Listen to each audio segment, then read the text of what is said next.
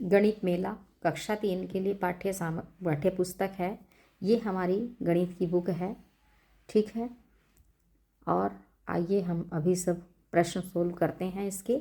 ये हमारी गणित मेला की किताब है और इसको हम सोल्व कर रहे हैं। पाठ 7 हमारा चल रहा है। आइए करते हैं। कोशिश करके देखो। अभी हमने प्रश्न सोल्व किया था इसके ऊपर। ये हमारा प्रश्न था। ये देखिए कितनी तीलियों की आवश्यकता थी एक रथ बनाने के लिए। इसी के आगे का ये प्रश्न है। चलिए हम सॉल्व करते हैं इसको। किस तरह से होगा? 30 गुणा 5 ये दिया गया है। आगे है आप इसे 30 पहियों में तीलियों की गिनती करके पता कर सकते हैं। अब ये हमें पता है इसका आंसर हमारा क्या होगा। 5 को 0 से गुणा करेंगे 0 और 5 दिया 15, 150। कैसे आता है ये? तो इसको हम करके देखते हैं। पहले 10 तीलियों में कितनी तीलियां होंगी? एक पहिए में कितनी होती हैं? 5 तीलियां। ये हमें पता है। 1 2 3 4 5।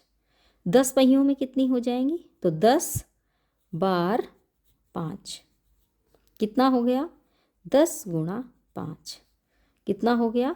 50। ठीक है। तो पहले 10 पहियों में 50 तीलियां होती हैं। अभी हमने ऊपर भी किया था इसको। ये हमारी 10 तीलियां होती हैं इस तरह से करके 5 बार करके जो 10 गुणा 5 आया था 50 तीलियां होती हैं। यही नीचे है। तो अब हम इसको सॉल्व करेंगे।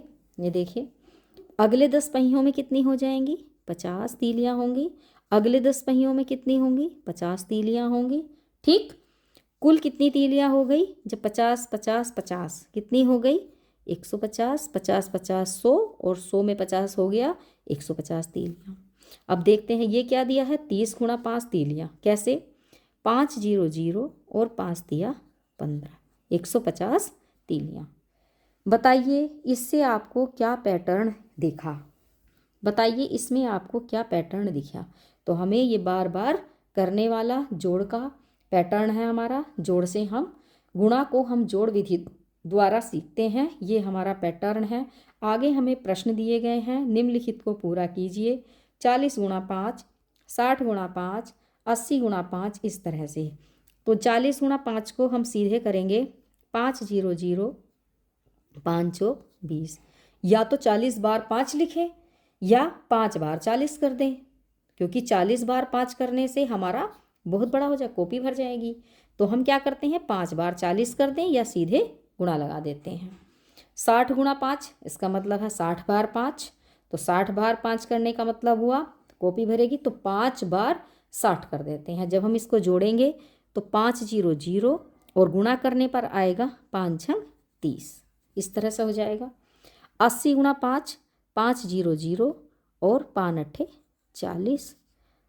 5 0 0 5 0 0 5 1 5। साधारण विधि द्वारा इस तरह से हम गुणा के भाग सोल्व करेंगे, जिसमें 0 लगी रहेगी। 5 0 0 और 5 5 25।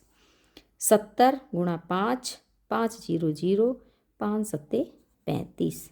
अब हमें गुणा की विधि आ गई है करनी।